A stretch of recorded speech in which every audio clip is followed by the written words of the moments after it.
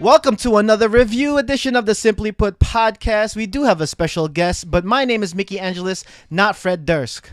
And I am Fred Niones, a.k.a. Angelo. What's up, my people? What's good in the hood? My name is Arjay. So in this episode, we'll be reviewing The Flash, Season 1, Episode 16, entitled Rogue Time. This episode actually takes place moments after the last episode where Barry breaks the sound barrier and the time barrier, going back a day or two. Things change. We have the Rogues coming back, as well as the rehashing of the last episode with different point of views, as well as different outcomes. And Harrison Wells not killing Cisco. Yes, he's alive. He's still alive.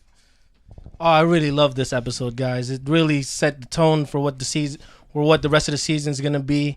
We finally got to see what time travel looks like in this universe. Very exciting, and the villains in this was classic. And Snark has become my favorite villain of this universe. For such a great season and a great start to this new character in the DC TV universe, this episode, though I don't think it's the best episode, it's the episode I think is the turning point of where we're going to see Flash in the future. It had great symmetry with the last episode at a time and introduces the Rogues and what may come of the spinoff. So in this episode, I really like how this episode came out to be.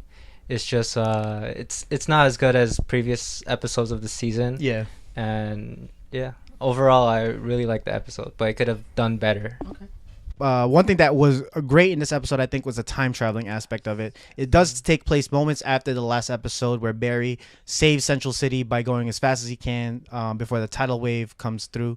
But the issues he's having now in this episode is what I think the through line is going to profit from is dealing with what he wants to do with the things he did wrong before, such as things with Iris, things with Joe, things with the villain that he had, the Weather Wizard. What we're getting here is great symmetry between what the good and the bad. It's basically seeing two sides of the fork in the road, and I think the time travel is very well done here. Yeah, time travel is really hard to explain, but in this one he changes the timeline as we've seen. So Weather Wizard's it's captured, but now you have him locked down. And then we have a new villain, the Rogues, and they come back, and it's different from before. But everything changed except that one part where Harrison Wells talks to Cisco. Yes. That part didn't change. Like, he still said, "You're like a son to me." And as you know, when you change time, some things stay constant. Yeah. And I also like how we have Harrison Wells becoming the narrator of the episode, because obviously him being Reverse Flash, he does have knowledge on this. And there was a lot of cute quips about, you could travel decades. Maybe you could even travel centuries with a little smirk. All right, how about those Rogues, though, man? The Rogue team, really love them. Snark, Leonard Snark, Captain Cold, has become my favorite villain of this universe. Sorry, Deathstroke. Flash has done it again. They're really knocking it out of the park. I really love the dynamic between Barry and Snark, especially when he finds out who he is. And this, I guess we've seen this in the comics, how they respect each other because they test each other. Mm-hmm. And we've seen that with like, oh, why don't you say you want to be the best? Why don't you test yourself by not killing people? And I really like that a lot. Yeah, and for the Rogues, I like his character a lot. It felt like it's less realistic. I mean, no one wants to do it for the game or something, but so it's more comic booky. Also, the family ties with like Cisco and his family. Star Labs have a family, and now the Rogues have a family. Villains do have a family. Yeah, and I love the performance between Snart and Heatwave. I think they really ham it up for this episode. But with a Rogues gallery such as The Flash, I think it needs a little bit of that levity, especially, when we're dealing with time travel. The Golden Glider's gun, that's one thing that I wasn't too keen on because I feel like if you have a gold gun, you could just make everything gold and you don't really have to commit crimes anymore. Yeah, a lot of people said it's real gold, but I have a feeling it's fake gold, fool's gold, or pyrite. And so we have the Flash here. Yeah, so like it's not really gold, so it might cost like a penny or something. It's worthless. Yeah. But it's still fool's gold. It may look gold, but it's not. So getting back to Harrison Wells, his pivotal point in the last episode is when he revealed himself as the Reverse Flash to Cisco. We get the same exact scene, same exact place with different outcomes. We get a more touching, emotionally driven scene with Harrison Wells and Cisco, and how he met the same notes of the son and the father aspects of it, while Cisco's going with his own battles of his family between him and his brother. Yeah, I like that dynamic that they showed. Like you said, some things remain constant in the timeline, and that dynamic is, and it's crazy how much of a change of tone can change a whole scene. Because we basically got the same scene, but one was with murder intent and the other was with coming out of love. And it's showing this dynamic too with Harrison Wells. Like, does he really care about his fellow the Star Labs employees and Barry, or he's just using them to go back to his home because he's a time traveler? Yeah, we don't know what Harrison Wells' like direct intention, and also Gideon also calls him like Harrison Wells, so maybe Harrison Wells is a person, not Eobard Thawne, Wow, that's very interesting.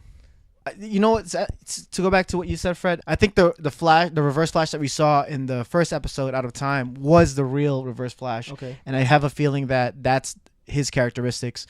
The way he said that when Barry confesses love to Iris in the day 2, she didn't really reciprocate it. It took Joe's apparent capture and the whole emotional things going through him.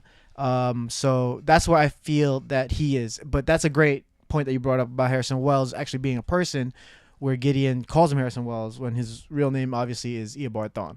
And I don't know if I'm basing this off nothing, people, so this is my pure theory. Remember when Harrison Wells discovered that Barry traveled through time, and he was telling him, do the exact same thing that you did the first time?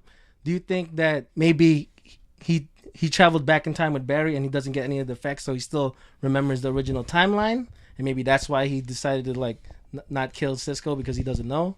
And that's why he killed the head journalist at the newspaper. What do you guys think? I just don't think that I just think his knowledge comes from his time traveling. Okay. I don't really think that it's from the knowledge of what he had before. Because I feel like he was really genuine in the other scene. He meant it, but there was a lot of evil undertones on that. I have a feeling like the time travel didn't affect Harrison Wells from the previous timeline, because Harrison Wells he didn't travel with Barry Allen this time, and nor can he travel because 15 years he was stuck. Exactly. So I don't know if he has the ability to actually go that fast and break the time barrier. Yeah. Also, that Mason Bridge that you talked about. Yeah. Everyone has been bugging out that how does he know to kill him and hide the evidence from Simon Stagg from him. That's a gigantic plot hole, because however you fix a timeline or however you kind of finagle your argument towards how he would know, it doesn't explain a conversation of that even happening. Yeah. So I don't know. I don't even know the inklings. Like, I don't even know how he gets the inkling that Mason Bridge knows anything, or it's not shown to us. It could have happened off screen. Yeah. But that's a big plot hole in my opinion. But it still doesn't take away from the episode, I think. Or maybe he tried to contact them earlier. We didn't see it. Or maybe even Gideon told him. Yeah. So we don't know. That's why I came up with the theory. Maybe he didn't know. He knew from the previous timeline that this guy's after him, and he just killed him. And you know what? When Mason Bridge is dead, you know who's next? Iris. Oh, yes. So Barry Allen finally can save her from a danger that's coming. And speaking about my favorite character, Iris, the Iropocalypse. # sarcasm. She didn't do bad in this episode. I give her a lot of credit in the way she handled the whole Barry coming out to her and the whole Eddie Thawne thing, because she doesn't want to be the enemy. She doesn't want to be the bad guy in this relationship because she keeps on saying no. But please kill her. Please kill her the way I want Laurel to die in Arrow. Please. At least we get to see a Thawne attack Barry this time with the Eddie. I like how they're handling Eddie's character so far in the second half of the season. We're really showing the deterioration, or the start of the deterioration of the relationship, the friendship between Barry and Eddie. Well, Iris as a character, I really like her. It's just like she's like the nice girl that you want to be with, but at the same time, she kind of brother zones Barry. brother zones. Brother zones Barry, Oh. and that's deep. Maybe deep down she really likes him, but not superficial enough.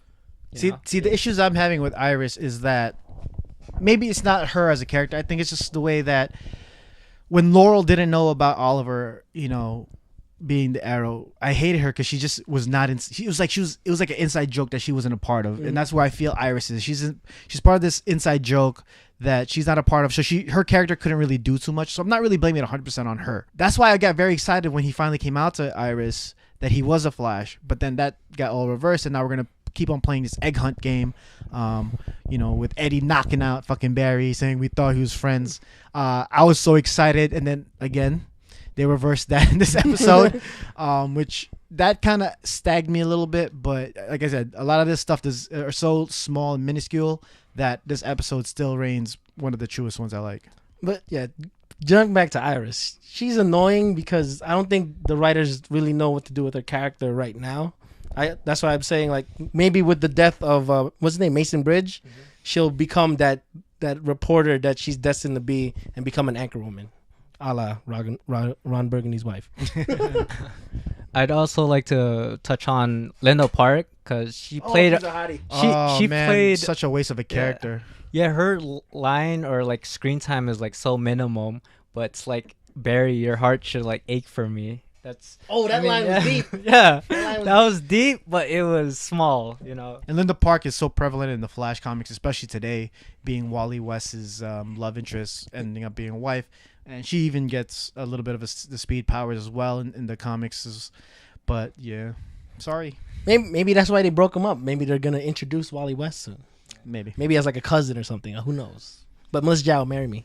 Mm-hmm. And the question for this episode is, do you guys think Barry will return to that original timeline where he was fighting the Weather Wizard and going back and forth? And we'll see what happens to those characters. Let us know in the comments. So guys, if you like this episode, please give us a thumbs up, subscribe, rate, and comment with your thoughts and questions. My name is Micki Angeles. Find me on Twitter and on Instagram at MickCertified. You can find me on Twitter and Instagram at _Fred_N. And I'm Arjay. I'm the guest host here, and you can follow me on Instagram and Twitter as at RJ Nightwing. All right, guys, for more news and updates and even our long-form podcast, it could all be found at www.simplyputtalk.com. If you have any questions or topics you guys want us to ask in this show or in others, just send them to info@simplyputtalk.com and follow us and stay connected to us in all forms of social media, Facebook, Twitter, Instagram, even on YouTube at Simply Put Talk. So until next time, guys, peace!